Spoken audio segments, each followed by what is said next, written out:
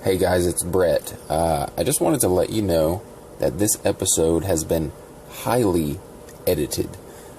So you might notice some gaps here and there. But there were some audio malfunctions, and in order to salvage the episode, we had to cut out a few of the segments. So hopefully this doesn't interrupt your listening pleasure. Thanks for understanding. On with the show. You're walking in the woods. There's no one around, and your phone is dead. Out of the corner of your eye, you spot him.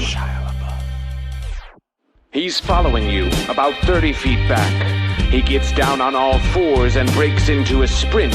He's gaining on you. Shia LaBeouf. You're looking for your car, but you're all turned around. He's almost upon you now, and you can see there's blood on his face. My God, there's blood everywhere. Running for your life from Shia LaBeouf. He's brandishing a knife. It's Shia LaBeouf. Lurking in the shadows. Hollywood superstar Shia LaBeouf. Living in the woods. Shia LaBeouf. Killing for sport. Shia LaBeouf. Eating all the bodies. Actual cannibal Shia LaBeouf. Now it's dark, and you seem to have lost him, but you're hopelessly lost yourself. Stranded with a murderer, you creep silently through the underbrush. Aha! In the distance, a small cottage with a light on. Hope. You move stealthily toward it, but your leg! It's caught in a bear trap.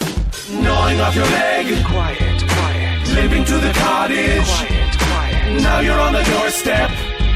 Sitting inside, Shia LaBeouf, sharpening an axe. Shia LaBeouf, but he doesn't hear you enter. Shia LaBeouf, you're sneaking up behind him. Strangling superstar Shia LaBeouf, fighting for your life with Shia LaBeouf. Wrestling a knife from Shia LaBeouf, stab it in his kidney. Safe at last from Shia LaBeouf. You limp into the dark woods, blood oozing from your stump leg. But you've won. You have beaten Shia LaBeouf.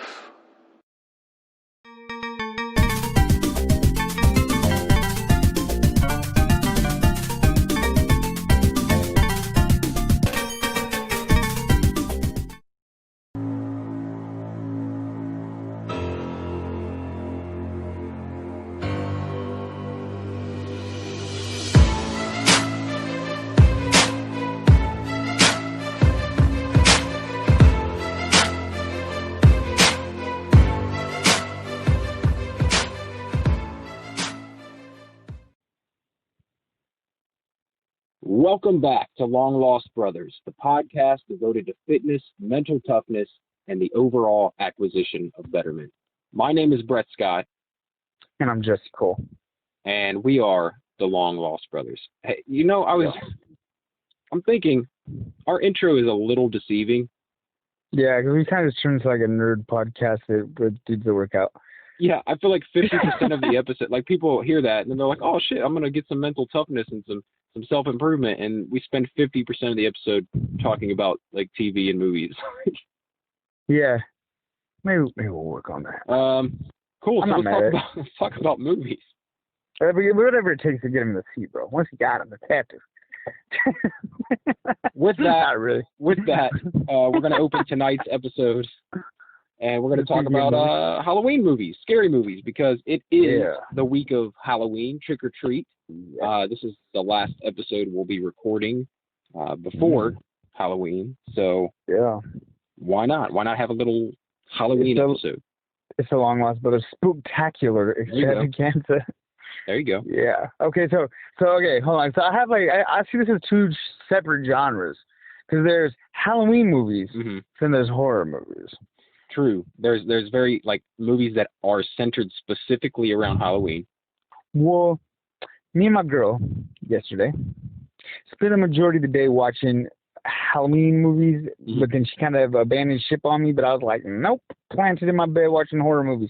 So after she left, I went a whole nother route, because she likes, because we were going like Beetlejuice, Sleepy Hollow, And then I think that's where she took off. And then I put on like Silent Hill, and then I'm a sucker who paid $4 to watch Silent Hill, the sequel to that, the Revelation, and then found out later it's on Netflix for free. I was pissed. Yeah, I could save my $4 because that movie sucked. Dude. It didn't suck. It just was not even close to as good as the original. Well, what's your difference? Like, what do you mean? What's the difference for you? Halloween movies are like spooky. Like Beetlejuice, like a Halloween movie. Okay. Sleepy Hollow, I would categorize it as a Halloween movie. I mean, it's scary. It's scary. It's dramaful. It's suspenseful, but it's not like I'm gonna be up late from this one. Like The Conjuring, Annabelle, anything from that fucking universe is a straight horror movie. Anything that is it's like a Rob Zombie movie, that's a horror movie. Okay, so you mean so Halloween movies are more campy? So like I guess it's like maybe I'm just biased, but it's like I get what you're saying. Like I feel like Halloween movies, the kids can watch them with you. Yeah, like you can watch a Halloween movie with your family, but Baby Ryder probably. Well, he did kind of hang out with me and watch Silent Hills, but yeah, I don't think my kids are ready for House of a Thousand Corpses yet. Yeah, no, the little kids can't watch. No, the House of a Thousand Corpses is like its own. Or like, fuck, dude. Hey, have you ever seen a movie called The House That Jack Built? The House That Jack Built? Yeah. No, I'm slacking. Tell me about it. Dude, it's sick. I mean, literally kind of sick. Yeah. It's so Lars von Trier made it, and he's like famous for making fucked up movies. Okay. Okay. Like fucked up movies. Like you ever seen the movie Mother? Yeah. Yeah. He made that wild ass fucking movie, right? Oh yeah, that's pretty crazy movie. Yeah. I mean, and it's wild. And so Lars von Trier, he makes these really like controversial and fucked up like movies. And like he made these movies called Nympho Maniac, which is fucking excellent. I highly recommend that. And guess who's in it? Guess who has a small part in it? Shia LaBeouf. Yeah, I had to fit him into the episode. Yeah, man. Yeah, okay. We'll delve into that later sometime. So okay, real quick before I tell you about House of Jack Built. So Nympho Maniac is a 2-part movie. It's like a 4-hour fucking film. My God. And it's a 2-parter, and it's like really deep, but it's super graphically sexual. And this is like a movie they showed in the theater. This is a movie like you can watch it on YouTube, believe it or not. But like nice. It shows dicks, it shows people sucking dicks, it shows pussies. Like, is that the movie where the girl really gave her boyfriend a blowjob? Yes. And they videotaped it? Okay. Yes. Okay. Yep. So he's like this crazy prolific fucking filmmaker who does wild ass shit. Right. Well, he made this movie with Tim Dillon. You know who that is? I do not. I think his name's Tim Dillon. Tim Dillon. Why does that sound right? Kevin Dillon? Tim Dillon, yeah. He made he was in There's Something About Mary. He played the guy that got them fake veneer teeth. Oh, that's Matt Dillon. Matt Dillon, shit. Okay, mixing up all the fucking Dillons. All right. Nah, you're all right. He had Matt Dillon. A brother that was in You're right. It's Matt Dillon. He had a brother. I think they have a brother that was like in Footloose or something, like Casey Dillon or something. Or I'm not thinking of somebody else. No, I'm thinking of who's playing Batman right now? I can't remember his name. Off the top of my head. His last name. Played Daredevil. Oh, man, what's that full name? He's super famous. Oh yeah, it's Casey Affleck, his brother. Okay, never mind. We're getting off the rails here, bro. Yeah, I'm off that. Let's get back to this Nympho Maniac. All right. No, I'm done with Nympho Maniac. I was just letting you know what kind of crazy director this dude is. Yeah, he made a movie called The House of Jackpot like a year or two ago. Oh. Starring Matt Dillon. Oh. Matt Dillon is a fucking serial killer. And in this movie, it is dark as fuck. It follows this dude. It's like through his own eyes, through his own mind, kind of. How he sees shit, and he just fucking murders motherfuckers, dude. It's wild. It's and it's sick as fuck. These murders are sick, dude. I'm gonna have to check that out. Oh yeah. Okay, so I want to know what's your favorite horror movie? This is tough. I mean, like if you just had to like pick one, like if you had every horror movie, first of all, you had to pick one. It's super hard to actually scare me, right? Anymore. Yeah. I feel like there was a certain point in my life that I got to were movies that just weren't actually scary.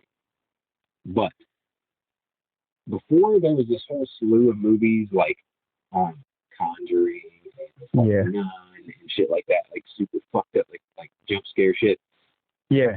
demonic shit, Annabelle, stuff like that. The first movie that started all that shit off was The Ring. Oh yeah. Okay. I forgot about The Ring. That shit was creepy. High school, right? And yeah. And now The Ring seems really lame, and it's been made fun of so much. It's like silly, but you had to be there. In the if you're at your house, if you're at your house by yourself, alone, and it's dark or gloomy, and you put on The Ring by yourself, you know, you'll be looking at your phone a lot. You'll be trying to find some little things to reattach to reality. Because if you get off in that realm in your head, some scary movies can get really scary if you're just in the movie. You know, if you're not looking at your phone, if you're not making jokes with your girl, if you're not, if you're just watching the movie, some of those movies can get pretty intense. Yeah. But then there's like the classics like Freddy, Jason, Chucky.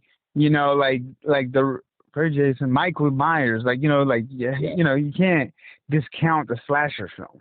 Yeah. Because even the Rob Zombie remake of Halloween was pretty scary, dude. Like it hits. Michael. It's entertaining. It's good. It's fun. Well, yeah, Jason. He's an unbeatable killing machine. Like, what the fuck? Yeah. Or Freddy Krueger. I think fools will give to Freddy. I think we talked about this before, but I think that people give Freddy Krueger too many passes. Like, he was a child molester. Yep. And everybody's cool with him. Save our children. What's up with that? Yep. Everybody's like, oh, I had the Freddy glove, and they delved on that on the first one, and then they never talked about him being a pedo again. It's like, why Freddy always fucking with the kids, man? Yeah. So it's crazy. You got people dressing up as this fucking pedophile murderer. Yeah. For Halloween. Right. Little kids. You got your little son dressing up like pedophile Freddy Krueger. Everybody had that glove in my neighborhood. There's like 10 Freddy Kruegers in the 80s. Yeah, dude. Come on, man. That's fucked up. What do you think about it? Man, okay, so I gotta say my favorite horror movie is The Conjuring. Okay. Without a doubt. All of them are good, 1 and 2. And they're supposed to be coming out with a third one. Some of the Annabelles were a little bit let downish. I don't like Annabelle as much.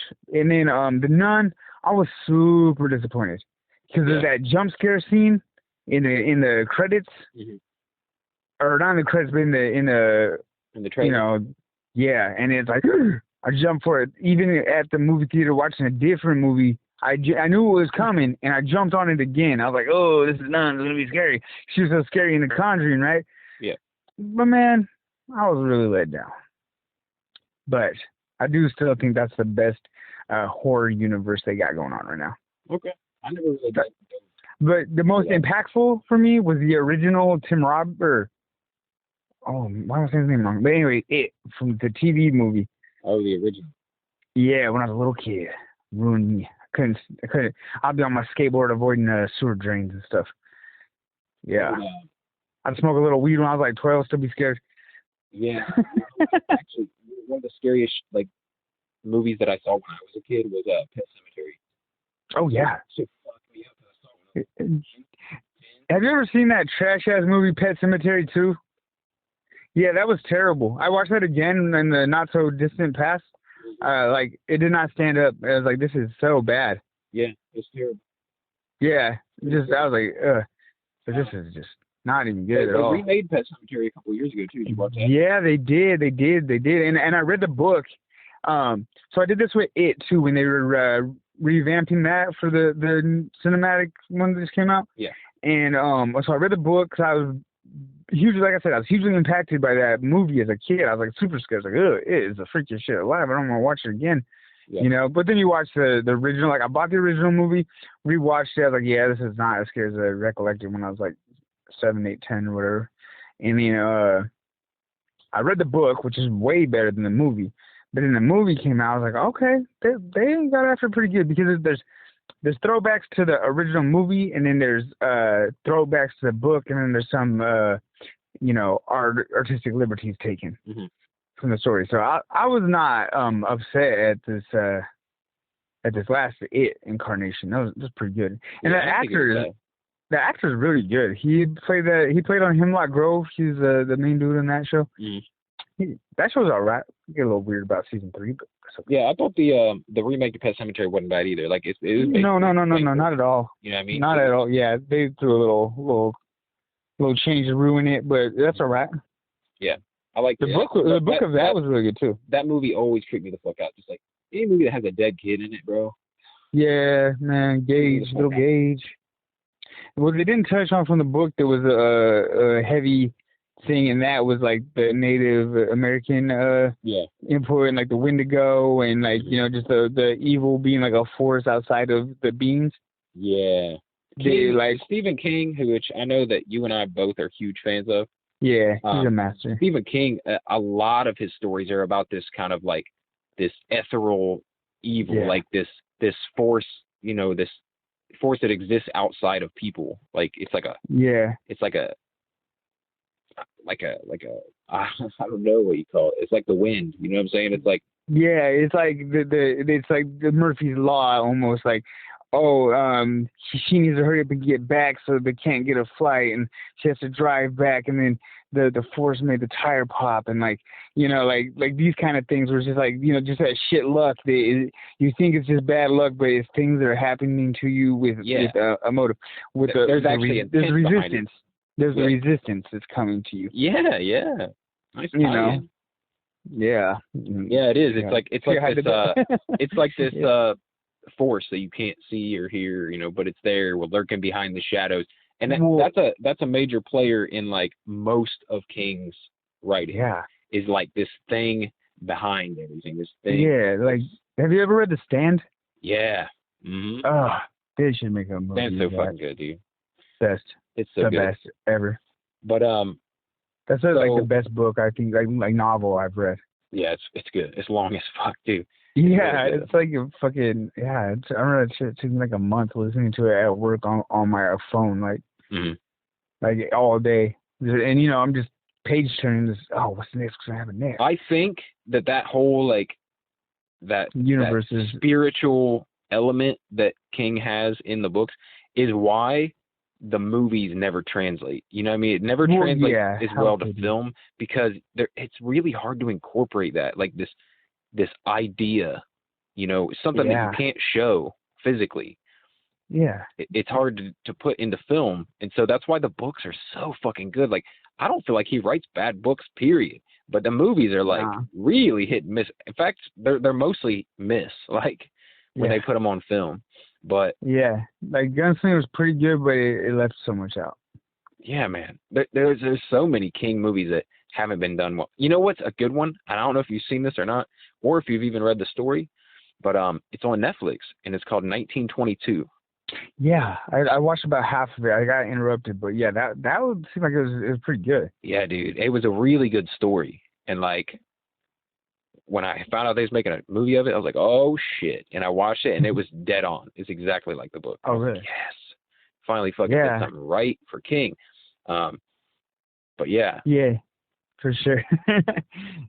There's so. Go ahead. Books are just so much deeper than movies. What could ever be. Yeah. But you can spin words, and then it translates to your imagination, and that gives it power that film would have to work so hard to get. Yeah, sometimes people are really good at turning a book into a movie, like Fight Club, okay? Oh, yeah. If you watch Fight Club, then you've read the book. I mean, it's literally the same exact fucking beat-for-beat story, right? Just with incredible acting as well. Yeah. You know what I mean? Yeah. It's like they did not leave out a single bit of dialogue from the book. Like, it's almost word for word the book. That's awesome. Yeah, and both are equally fucking awesome. The movie might even be better. Sometimes when you read a book and then you see the movie, and you're waiting for that catchphrase that's said in it, and it never comes, it's like, man, this is such a letdown. Yeah. He says some gangster shit. Or you hear them like kind of referencing it, and then they don't follow through with like the hard ass line. Yeah. Have you ever read Finders Keepers by Stephen King? Yes, we read that at the same time. I think that was one of the first things we went back and forth talking about. Yeah, shit don't mean shit. Oh, that's I love that, dude. I love that whole opening to that book. Oh man, yeah. Like the whole opening where they're robbing that dude. Yeah. Isn't that what that TV show is based on right now? Oh man, I'm so bad at remembering. So the detective that's in Finders Keepers is a recurring detective in several King books, and it's like a 3 or 4 part story. Like he keeps popping up in it's like a 3 or 4 book series that he's in, but he's not the main story, but he's part of each story. I like that. Yeah, it's pretty cool. That's pretty cool. Okay, so hold on. Let's wheel back. Okay. Okay. So, what's your favorite Halloween movie now? I need to know. Oh wait, real quick. I'm gonna say. Oh, you never told me your top horror movie. Right. I got to go with Conjuring 2. That's my top horror movie right now. There's scary ones, but that's my top one. If I had to throw one on at my leisure, that would be the one. Okay. Well, the one I mentioned earlier is really fucked up and really good. The House of Jackpot. The House of Jackpot. But I gotta say, just as a series of movies, I gotta go with the Rob Zombie films, and just because I love the way he creates. He's got a whole bunch his world, man. It's dark and and it's cool. It's fun. It's like it's almost like a mix of like it's almost like a mix of like a wild ass Tarantino flick mixed with horror and like a Robert Rodriguez. You know, I don't know. I like it though. But so that feel of a movie, I really enjoyed House of a Thousand Corpses and everything that came out after it. And can't go wrong. His remakes of Halloween. Some people shit on them. I thought they were great. They weren't bad at all. I thought they were great. I was into it. 100%. All right, Halloween movies. So those are horror movies. Yeah. What about Halloween? What is a classic movie that you like from your childhood or whatever? Like. Okay. Let me think on that for a sec. I want to say, okay, this is how I know it was good, and Beetlejuice, because the part where he goes, "Nice fucking model," that was nothing. I wasn't even looking at the TV, and I quoted that to my girlfriend, like, and like she was like, "What the fuck?" I'm like, "Yeah, that's some funny ass classic shit from my childhood." You know, like I was like, I had to been like 8 when that movie came out, something like that. You know, Michael Keaton was young and kicking and shit. I love it. And I love Michael Keaton, man. Yep.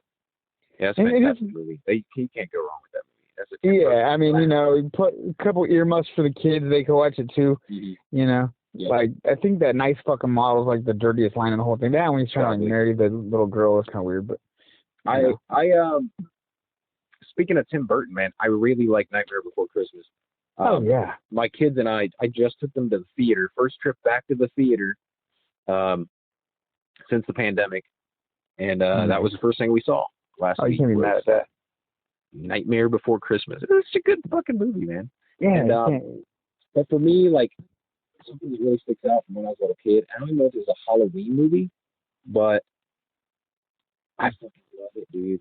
Little Monsters. Oh yeah, with Fred Savage from the Wonder Years. Can't be mad at that. Howie Mandel as the monster. Oh yeah. Yeah, dude, I remember that one. That one that's a good one. That's classic. Look, okay. A lot of people don't know this. Okay, get some little Brett movie trivia here. So Fred Savage, who was in the Wonder Years, right? Yeah. And Ben Savage, his little brother, who was in Boy Meets World, right? Yeah, often confused for Shia LaBeouf. They're bringing back film playing each other's brothers. Oh, really? I did not know that. Yep. I like how you know so much about so many little details of things like that. Like, we talked about this a lot, like, not even on the podcast, but just in life. It's like, you just have, like I would never want to play, like, any, like, Trivial Pursuit against you. Yeah, so it's funny because, like, while some people would appreciate that, my wife does not, because I remember everything about all the shit that don't matter. But, like, I have problems remembering the shit I need to remember. You know what I'm saying? Yeah. Like, day-to-day shit. She's like, I told you the blah, blah, blah. And I'll be like, I don't remember you saying that. She was like, oh, yeah, but you remember that thing that happened when you were 9 years old, the fucking details. Like, I'm like, yes, sorry. Like, I hate that my brain works that way. You need to tell, I'm an orator, and take a bow and, like, run away. Yeah, it's like it's a blessing and a curse, because I'm blessed that I can remember shit that doesn't matter, but I'm cursed to not remember anything that actually is of consequence. You know what a wise man once said? It'd be like that sometimes. Man, yeah, ain't no wrong being a little spooked out, but like, okay, let's take Child's Play, right? Like, it's scary, but at the end of the day, it's just some fucking little doll, right? Yeah, my daughter has. So when I was a little kid, my sister for Christmas got a doll that was redheaded and about the size of Chucky. Yeah. So we'd always scare each other, like, Chucky, you know, like, run around with that doll, like, try to put them on each other and stuff. And, like, yeah. So my mom ended up stealing them and putting them in the closet. And we were always like, it's not in the closet. You know, we pretend like we're looking in the closet. It's not there. And, like, it was there. I was just being an asshole. But, yeah, those were good times. Yeah, we used to do that shit, too, to my sons. But it's, like, it's hard to do it to our daughter. Like, yeah. Like, she's our baby, dude. Like, I don't know, she's so damn sweet. It's hard to do anything to, like, make her lip quiver. Like, you're like, no. Yeah.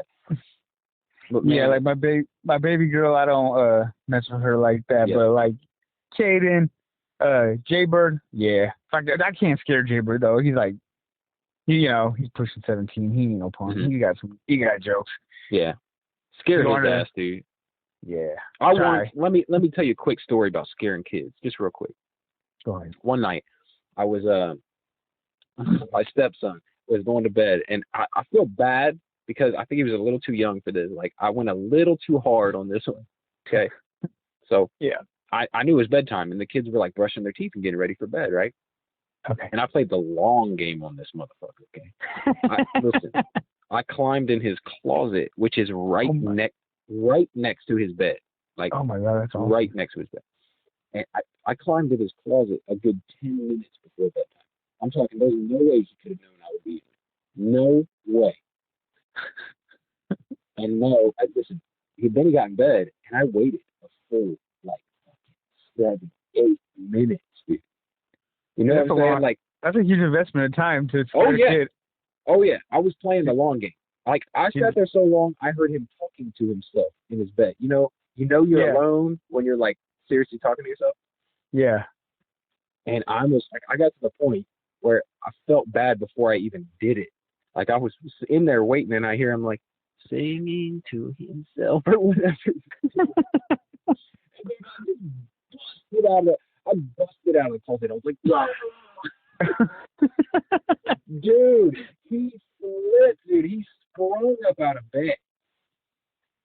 Ran to his mom crying. I was like, oh, I'm sorry, dude. I'm sorry. I'm so sorry. Dude, that's awesome. I'm gonna do that to Ryder later. I scare Ryder sometimes. My little boy. He he's 3, so it's like he don't remember nothing for more than about 12 minutes unless you tell me you're gonna give him candy or ice cream. Then he remembers that, like, until he gets the candy / ice cream. Yeah. Or he remembers where the candy's at, but like, you scare him, he's good. Yeah, so I wish it would have been like that with Asher, because I'm pretty sure it's seared into his being for the rest of his life. The kids scare each other so much. I think they're kind of immune to it. Yeah. Because there's like, whenever there's a Halloween mask around the house, for like Halloween until like, I want to say until I throw the mask away, is like a nonstop like jump scare fest around my house. It's kind of cool. I kind of like it, but sometimes it gets annoying at night, and then like the little girl's like, I can't sleep. And it's like, dude, so check this out. We bought so much candy right now for Halloween, because we felt like, we can't do the trick or treat, and I'm a kid, but I'm not gonna, because I'm not gonna risk getting COVID. But our house has like 4 bedrooms upstairs. 4 bedrooms upstairs.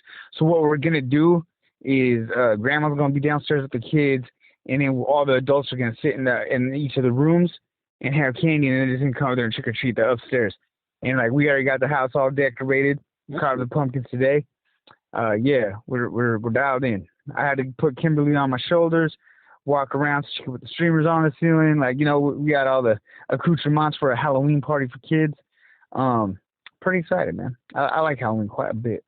Okay, Dad. Listen, Yeah. you want to talk dad shit? Hey, Dad. Oh, we go there. Great, hold on. Okay. I gotta go get my New Balances and my my cargo shorts real quick. Yeah. Fire up that grill before you talk to me like that, boy.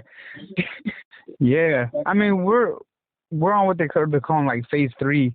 Mm-hmm. So it's like, you know, I mean, you can go in and sit down restaurant and what have you, but it's like Yeah. social distance. But anyway, go ahead. Yeah, we don't- You went to Boo at the zoo? So, Boo at the zoo. Okay. They got the whole zoo decorated like Halloween style. And they got Halloween music playing over the speakers. And they've got little stands set up where you can go and trick or treat and get candy. Okay. And so we did that today. Spent like 2 hours at the zoo. We walked around, saw the animals, and got candy and shit. It's pretty cool.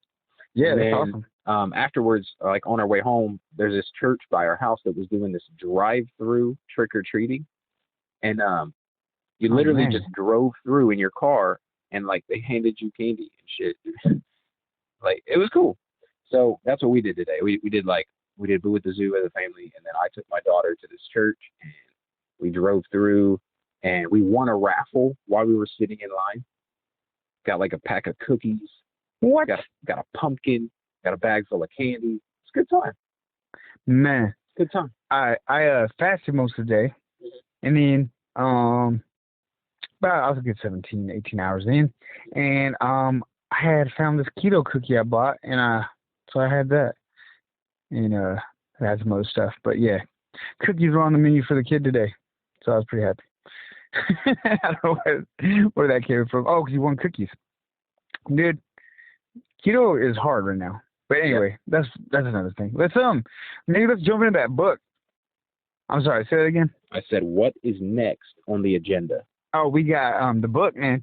So we're talking about we talked about resistance last week, right? So now we're talking about going pro. Yeah, for everyone, we're talking about The War of Art by Stephen Pressfield. It is our long lost book of the month. And last week we discussed the idea of resistance. And this week, we're going to talk about turning pro to start off with. So what you got to say about turning pro? Okay, so the whole idea behind turning pro is like, I'm a professional at this. And you don't really got to be a professional, like you get paid for it, but it's like, I'm a professional at working out because I worked out more than 10,000 hours and I just get up and I do it. You know, like, was it a good workout? It doesn't matter. Did I hit a PR? That doesn't matter. Did I show up? Yeah. Okay, that matters. You know, he's mostly talking in like a creative process. Like I recorded a podcast last night of my very own. Mm-hmm. Was it great? Probably not super fire, but it was not bad. I did my thing. I showed up. I recorded a video.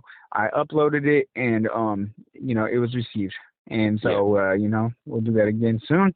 And you know, until I'm a proficient at podcasting, and then we'll keep going forward. Yeah, I think the idea with turning pro is act as if.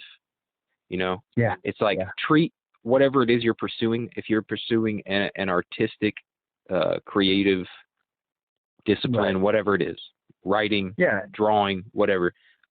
If you have a love for it and you're trying to turn it into something, you're trying to create, then you need to treat it as if you would your normal job. You need to treat it as if you must work on it. You need to treat it as if there is no, like, you can't decide whether or not you want to work. You know what I'm saying? Right. I mean, you can, but, you know, if you want to afford your house and you want to have food to eat and clothes to wear, you have to work. And he's saying, like, a professional at something, that's what they do. And so you need to act as if you are a professional at your craft. So if you're a writer, you sit down and you write as if you're going to work every day, even if it's your second job, even if it's, you know, your fourth job. You treat it as if not a job at all. You treat it job as a creator. Yeah, you treat it as if it is how you win your bread. Treat it the same exact way, like it is your job. Like my son has been, you know, really struggling with this online school. He doesn't particularly like school in general anyway, and I can't blame him. School is kind of whack for me too. But I explained that to him, and I you know, played a little bit of book for him. I said, look, man, this guy has this concept. It's like, I was like, okay, so your job right now is to do the school, whether you like it or not. That's what I need you to do as your father. I have to tell you this because this is what I need you to do, so that, you know, you can have a successful start in life when you graduate, you know, and you can, you know, I was like, you've been at it 12 years, you can go 2 more, or you've been at it 10 years, and you can go, you're gonna have to go 2 more, and then you're done, right? Right. I was like, these get degrees, dude. It doesn't matter. Just show up and do the thing. That's all you gotta do. I was like, you right know, now, I love it. You just have to be indifferent to it, that this is just a thing that you do. And he's like, all right, well, I hate it. And I said, yeah, that's fine. You think I love my job every day? No. I mean, but that's what keeps the lights on. So, you know, I told him, do you have things that you do that you like? And he said, yeah. And we started talking about some of his hobbies. I said, okay, so I want you to work on those things as much as you work on school. I was like, I want those to be important to you too. I was like, you know, I was like, you know how I work out and have these podcasts and these things that I do? I said, those are my other job. I said, my other job that I like to do. You know, I mean, I like my job good enough, you know, but you know, it's not what I do by choice, it's what I do by profession. Right. But what I do by choice, I would like to be my profession. So I want to do these things with the same energy and tenacity that I do the thing that they pay me for. Right. Luckily, I get to run my neck all day at work to my clients and try to, you know, utilize my mouth and my mind as a tool. So it kind of helps keep me sharp in some degree. But that's neither here nor there. It's not really attached to what I'm talking about in the book. But you know, it is important to be like, it's not that I want to do a podcast today. Say we're doing a podcast today. Right. You know, it's not that I want to go work out today. It's that I'm going to go work out today. It's not that I want to eat keto till Christmas. It's that I'm eating keto till Christmas. Right. You know, it's not that I want to drink a gallon of water almost every day this week, but I wanted to drink a gallon of water every day this week, and we're going to drink as much water as we can every day. So yeah, I think that's it. The whole basis of the book overall is about approaching it as if it's your job and doing the work, regardless if you feel like it that day, regardless of, you know, if you treat it like your life depends on it, it's something you must do, then even the days you don't feel like it, you got to still do it. You still have to do it. And through doing that, you end up, you know, actually getting to where you want to be. So if your goal is to become a writer, but you only write when you feel inspired to write, I'm sorry, bro, you ain't gonna make it. Right. You know what I mean? I don't remember who it was now, but he quotes it in the book. Or someone asked him, someone asked this prolific writer, you know, do you write every single day, or do you only write when you are inspired to write something? And he said, well, I only write when I'm inspired, but luckily I'm inspired every day at 9 a.m. So good. Yeah, I like that. So you put in the work regardless, because that's where the magic happens. Like, that's where it comes. Well, every day is not going to be great. In fact, most days probably won't be great. Yeah. But by sitting down and doing it and making it repetitive and making it a part of your life, there's going to be some breakthroughs. Yeah. There's bound to be some breakthroughs. And it's like, you know, you should probably think about it like, would I skip work for this? You know, like I don't know how serious everybody takes their job, but I take mine fairly seriously. You know, I mean, that's how I feed my family. So I'm not fucking that off for some dumb shit, right? So it's like, am I really sick, or am I just being a lazy bitch? You know, it's hard days where I'm just a lazy bitch, and I can own that. For sure. But you know, like Rogan says, you gotta conquer that inner bitch and do the thing. Like, sit down in front of your computer and type. You know, or get a pen out and write down your thoughts. Yep. You know, it doesn't have to be this arduous task. It's like, okay, so like in some of these meetings that I might partake in, they say like it's the 10,000 pound phone, right? And it's like calling somebody to get help when you don't want it. When you're scared to humble yourself to say, hey, I'm fucking up, I need help. Yeah. Right.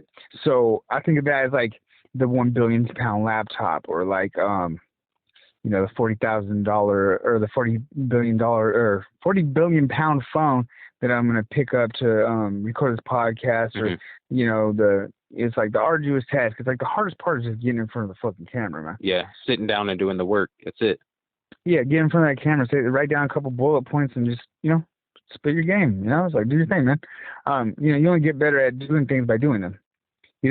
So it's like me and you have taken on writing a book, not together, separate books. Mm-hmm. And my book's probably gonna stink. I'm not even worried about that. It's just getting sat down to write. Yeah. On top of all the other things I do, it's such a fucking hassle. It's like, dude, just do it. It's gonna. Yeah. You're not gonna write for more than 20 minutes, kid. Just go do the thing. Right. It's literally, he says in the book, do it or don't do it. You know what I mean? Yeah. Should get off the pot. Yep. That's it. You're either gonna sit down and do the work, or you're not. You're not really serious about it. Exactly. So you have to make it a habit, and that's all there is to it. All right. I think we can move from that into talking about the Artistic Muse, and that aspect of the book, which is kind of the third act and the final part of the book, where he basically brings in this idea that we are kind of helped when we do the work, when we commit ourselves to these tasks of creation. We are helped along by, either our better angels or the artistic muses, something that is bigger than ourselves, something that exists outside of ourselves that is there to fuel our creativity or help us along when we are, kind of like putting power into it. Like a reverse resistance, like reverse bands on a deadlift. Mm-hmm. Right. I don't know if that makes sense to a lot of people, but anyway. Yeah. It's like there's resistance to the forces that are fucking you off that are keeping you from doing your thing. Mm-hmm. But once you start doing your thing, it starts to come naturally. It's like the first time I dribbled a basketball, it was not fluid, right? It was not a smooth move, but by 8th grade, I was throwing it through my legs behind the back. It came naturally. Some might say that I was inspired, or that I had really good ball handling skills when I used to play basketball in middle school. So some people could be like, oh, he's blessed with this, or like at that time that's what I was good at. So it's like because I put a million hours in. I always had a basketball in my hand all through the whole middle school. I was never really great, but I had some skills because I put the time and the effort into being good at it. Right. Right. And so I heard somewhere it takes like 1,000 hours to be a pro or something. 10,000 hours. 10,000 hours. Yeah. Right. So it's like, by the time you put 10,000 hours on something, it might seem like like you're inspired by a muse, because it looks like it comes natural. It's like, but in the interim of that, you've put in all this time and energy and effort, where you see things in the details that others don't see. You have your knack for a thing. Whereas as to even to you, if you might feel like, hey, you know what, the wheels are rolling today.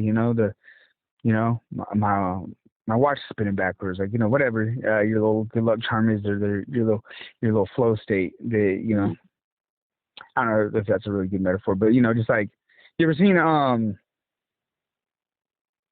okay, never mind, I lost it. I had a good metaphor, but it left me. Well, I think what in the book, and he even addresses it, like, it's kind of a controversial idea. It's like some people might find it silly to say that there is some force outside of you. Like, someone who might not be religious or something might scoff at that. They might be like, now angels helping me out. You know what I'm saying? Like, it's all me. What he's saying is there is something outside of you that works, and whether you believe in it as like God or angels or maybe even just literal energy, right? Yeah. Electricity. I mean, we're made up of energy. Everything is, right? And like, even if you believe it's just that, some sort of positively charged energy, but you can feel it. It's this thing you can feel when you are in that, what they call a flow state, right? And you get it when you're working out, you get it when you're really inspired while you're writing or while you're creating something, or anyone who's done anything of an artistic mode at all knows this feeling. It's like when you feel like things are just coming to you. You're not even having to try. And whereas last week it was a struggle. You're like pushing through, and now sometimes feels like it's almost like giving you a boost. It's pushing you along. And that's what he's talking about. He talks about the muse. And the way that you inspire the help of the muse is by putting in that work all the time. So it's you can think about it in any way that you want, but when you experience it, you'll know what he's talking about. This idea of being helped along by your better angels, being rewarded for the work that you put in with extra creativity or extra energy to complete a task, or whatever. Yeah, and it's like anything that you've been obsessed about has been on your brain constantly, right? Mm-hmm. So even where you're not thinking about it, you're multitasking, thinking about that, like it's on your brain all day. So it's like, this muse might be just you obsessed, but it feels like there's an external force, or or maybe it is just the infinite wisdom of the universe blessing you with these divine skills for a short period of time. Who knows? Maybe it is. Maybe, because I'm not a religious person by any means, but I'm also not. I'm a, what do you call it? Agnostic. Right. So for me, it's like like whatever God, however you call him, whatever. It's probably a real thing. We just don't really have the language of it down here. Yeah. Whatever that is what he's talking about. Yeah. Whatever it is that is giving you that extra something that you didn't think was there. And it comes to you, and I've been experiencing this a lot lately.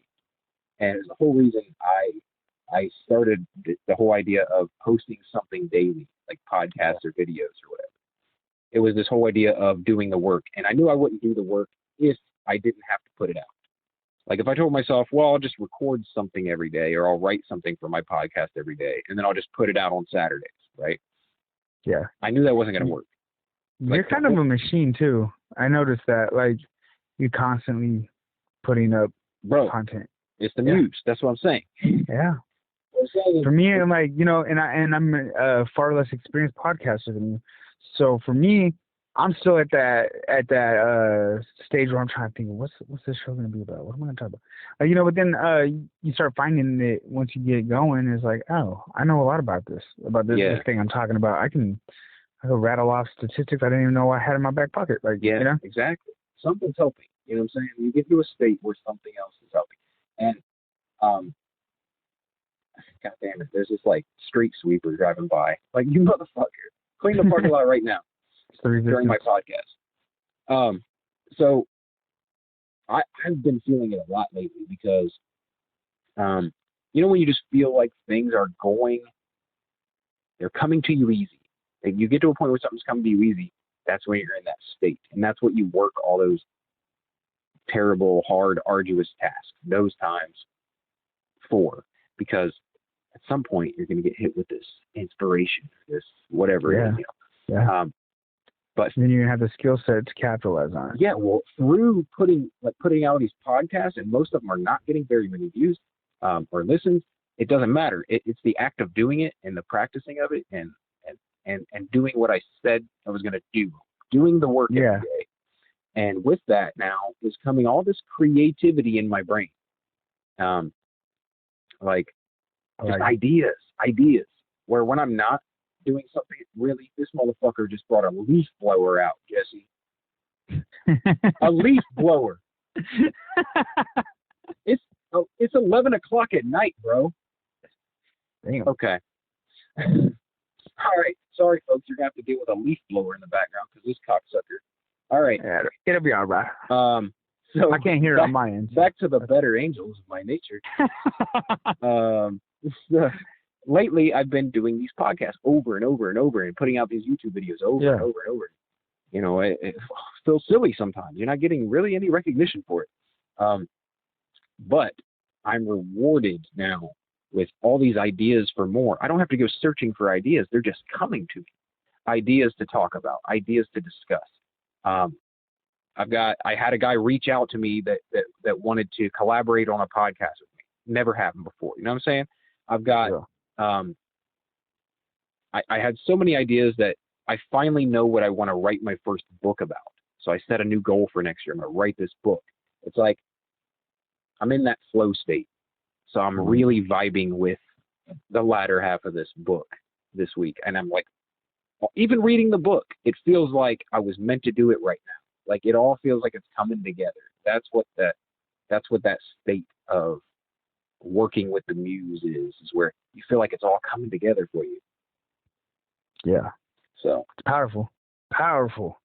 It is. It is. All right. What do we got left? The challenge? We'll talk about the challenge. Yeah, the challenge. So last week was the you seem thirsty, bro. Yep. Challenge. Yep. 1 gallon of water per day. Man, I gotta say this. Mhm. That sucked. You think so? Yeah, it wasn't fun. I got 4 of the 7 days. It's your challenge, bro. I know. So don't act like you don't issue things that stink.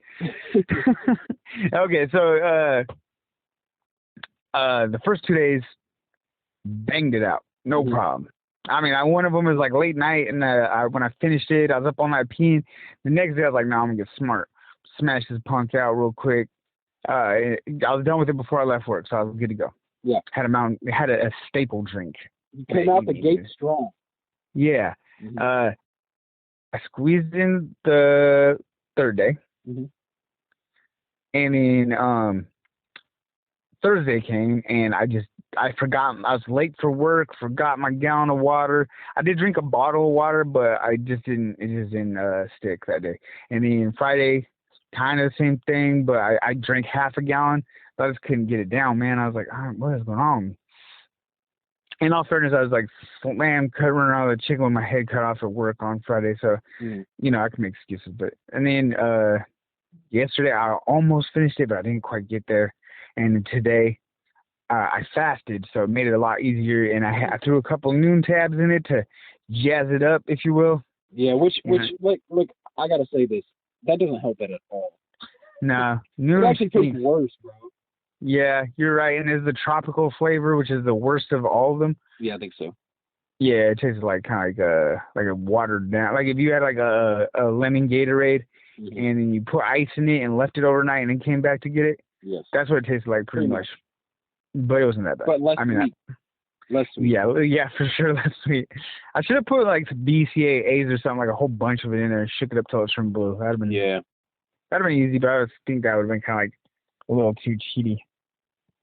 Well, I gotta say, dude, I actually did really good, I think, on this challenge. And I'm kind of glad you gave it, because I feel like I like this. I don't know why it is. I have trouble drinking water all the time, right? Yeah. I had never even come close to a gallon of water. I drink a lot of soda. I drink, flavored water, like fucking aspartame in it and shit like that. But never just straight up water. Yeah. And I know I should, and I always say I should, and like I don't. But something about having the gallon there. Yeah. Like kind of looking at you. It made me like, I literally went to grab other things to drink, and then I went, oh shit, wait, I got my gallon. Nice. Like, what the fuck am I grabbing? Why am I going to open this fucking tropical flavored fucking water or whatever when I got my gallon? Yeah. Right? So, yeah, I foregoed a lot of soda this week just because I had my gallon, right? And yeah. So my body felt better. Yeah. I felt more hydrated, less aches and pains, and more awake too. Like, I've noticed that I don't get as sleepy. Some nights when I'm driving my truck, I'll be dozing off, bro. Like, I got to take a nap. But since I've been drinking water, I haven't had that problem once this week. So yeah, you got to pee too much. It was like an hourly trip to the bathroom. I feel like this is something I want to make stick. Like making the bed every day. I want to fill up my gallon every day and take it with me. Good for you. I don't know if I can. It's super bro and it's super stereotypical, but I don't give a shit because I feel like having the gallon there inspires me to drink it because it's like a goal every day. It's like, I gotta finish this today. Yeah, I like that. Other bullshit to get the goal done. Yeah, the staple drinks got a lot less. Yeah, and I don't know if you experienced this, but like it makes the caffeine work better. When I drink my energy drink, I'm like, whoa, I feel this. Yeah, dude, there's something about like having more hydration, having more water in your system that moves that shit around better. Yeah, and this is probably TMI, but I was way more regular with my bowel movements. Yeah. I was like, man, this is way better. I was like, I don't know if a gallon's a little excessive for me, to be honest, but I'm definitely scooping up a bottle of water, like a liter at least in the mornings now. Yeah. I've been doing that though, trying to just drink like one of those and then fill it up in the afternoon and pound that as in lieu of drinking other bullshit, because I have like a legit energy drink problem. Like I drink a lot of fucking energy drinks, and if I could just hamper some of that with some good old H2O, yeah, bro, I'm good to go. And I like those body armor waters, man. Yeah, dude, hydration's a thing. Yeah, I like to swap it around with different cause I also like carbonated water, which is kind of weird, but like the unflavored. Oh, we talked about this before, and then like throw some noon in it after a hot run. It's like, oh man, it's almost as good as a beer, but I don't drink, so I can't have that. Right. That's how I started drinking Perrier. Was like, it was hot and I wanted beer, but I'm sober, so I can't. So I was like trying to look for I ain't trying to like drink old duels. Like, hell no. Yeah. I like Perrier, the lemon Perrier, so good. Well, on a hot day, we get that big old glass bottle. That and what's the other one? Is San Pellegrino. Ooh, that's fancy. That's good. It's about $3 for a liter of that water, but boy, straight from Italy, delicious. I know. My girl's like, you're already paying $3 for some water. I was like, have you ever tried San Pelli? It's a bomb. Are you ready for the new challenge? Yeah. Do you remember what it's called? No. Did you tell me? Oh, yeah, I told you. Oh, yeah, you did tell me. Okay, refresh my memory. Ladies and gentlemen, this week's challenge, this week's Long Lost Brothers challenge is called the Walnut Challenge. Oh, yeah, Walnut. Is this going to get involved with a lot of wall sits? Yeah. The Walnut Challenge. You ever taken a cold shower? Yeah. Like a straight cold shower? Yeah, I don't like it. Why? Is that what we're doing? Ugh. You've heard the benefits of cold showers, though, right? Yeah. And you know the benefits of like ice baths and stuff, which is way better than cold showers. But all right, I ain't got money for no ice bath, bro. Okay, so what are we doing? We're doing cold showers. Ugh. Yeah. Oh my god. For a couple reasons. I want to see how it affects us in terms of like being awake and revived and fresh, but also and recovery. You know what I'm saying? Yeah. But also, more than anything, it's a mental toughness challenge, and that's something I feel like we've gotten away from a little bit in the challenge. Yeah. Lately. Yeah. You're right. These we've been kind of on this kind of Zen mode. So this is kind of like a little shock to more. The system. Okay, and so cold shower, how long? Once a day. Okay. Now, here's what I'm thinking. Dude, okay. All right. Here's what I'm thinking. I'm holding my nuts right now just for a mental picture for everybody. Yeah. So, do you understand why I call it the Walnut Challenge? Yeah, because your nuts are going to be on the walls of your fucking stomach. Yeah, your nuts going to your sack's going to turn into that little walnut. Okay. If a similar thing happens to females or not, they would have to chime in and say that. I really don't know. But I don't know. But I'm sure Mama Bear will tell me. This is how it affects a man if you take a cold shower. Your nuts is going to shrivel up into a little ball. So, and it looks kind of like a walnut. Anyway, I think what I'm going to do is I'm going to say, okay, it's got to be once a day. And like no hot water at all. Just take a cold shower every day. Okay. Just take your shower cold. And you can do it quick as you want. You can do it however you want. But I know you're going to be under that stream of water because you don't want soap left on your body and shit. No, I'm not nasty. So do it however you want, but don't turn on that hot water. Okay. Okay, here's the rule. We just can't. You got to maintain cleanliness daily, as any normal human being should try to do. Yep. You have to shower every day. Yeah. And then you just can't touch the hot water faucet. That's it. Yeah. If it's a Una deal, you can only go right. Yep. And if you got two knobs like me, you're only grabbing the right knob. That's it. The cold one. Because, like E40 said, I'm hot like your left sink handle. That's it, man.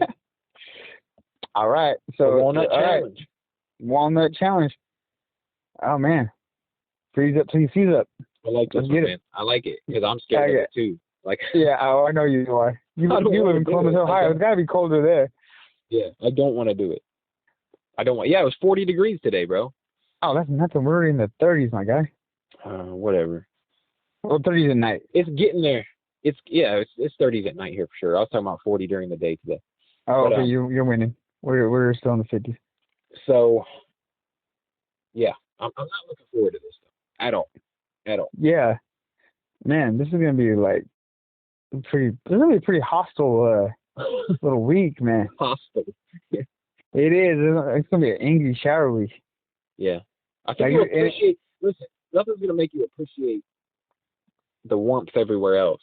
Oh yeah. yeah. You're gonna get out of the shower, you're like, oh, it's 40 degrees. It's not bad at all. I'm gonna have to get me a nice good hot shower tonight. There you go.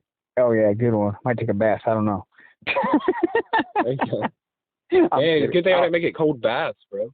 Oh no, I don't soak in my ass water. I'm not really a bath guy unless it's like you need like an Epsom salt bath or something. But other than that, gotta be a special occasion. Or yeah. I'm not making no wiener stew. Yeah, I'm good. I'm good, man. Yeah, he's fucking mixing my butt crack juice and fucking balls. Yeah, nothing to put on my face. I'm not on that. Like, I think I took like one Epsom salt bath and I didn't put my face in the water at all. There you go. I was like, nope, not doing that. All right, let's my legs. I think it's the longest episode ever. So I know. Kimberly was at the window going, "What's up?" All right, we are going to wrap this thing up. I think it's probably our longest podcast to date, but we really appreciate everyone listening. Thank you for listening to Long Lost Brothers. We are growing every week. The audience is growing every week, and we couldn't be more happy about that. So thank you for everyone who is following along. Don't forget to follow us on our Facebook page. Also on Instagram at LongLostBrothers_podcast. And please go check out Jesse's podcast, The Jesse Show. You can find that on YouTube and anywhere podcasts are found. And if you don't mind, come check out my personal podcast. It's called Daily BS. And you can find that also on YouTube and everywhere podcasts are heard. So thank you for tuning in for another week, the 17th episode of Long Lost Brothers, and we will talk to you next week. Later. You're walking in the woods. There's no one around, and your phone is dead. Out of the corner of your eye, you spot him. He's following you, about 30 feet back. He gets down on all fours and breaks into a sprint. He's gaining on you. Shia LaBeouf. You're looking for your car, but you're all turned around. He's almost upon you now, and you can see there's blood on his face. My God, there's blood everywhere. Running for your life From Shia LaBeouf. He's brandishing a knife. It's Shia LaBeouf. Lurking in the shadows. Hollywood superstar Shia LaBeouf. Living in the woods. Shia LaBeouf. Killing for sport. Shia LaBeouf. Eating all the bodies. Actual cannibal Shia LaBeouf. Now it's dark, and you seem to have lost him, but you're hopelessly lost yourself. Stranded with a murderer, you creep silently through the underbrush. Aha! In the distance, a small cottage with a light on. Hope. You move stealthily toward it, but your leg, it's caught in a bear trap. Gnawing off your leg. Quiet. Limping to the cottage. Quiet. Now you're on the doorstep. Sitting inside, Shia LaBeouf, sharpening an axe. Shia LaBeouf. But he doesn't hear you enter. Shia LaBeouf. You're sneaking up behind him. Strangling superstar Shia LaBeouf. Fighting for your life with Shia LaBeouf. Wrestling a knife from Shia LaBeouf. Stab it in his kidney. Safe at last from Shia LaBeouf. You limp into the dark woods, blood oozing from your stump leg. But you've won. You have beaten Shia LaBeouf.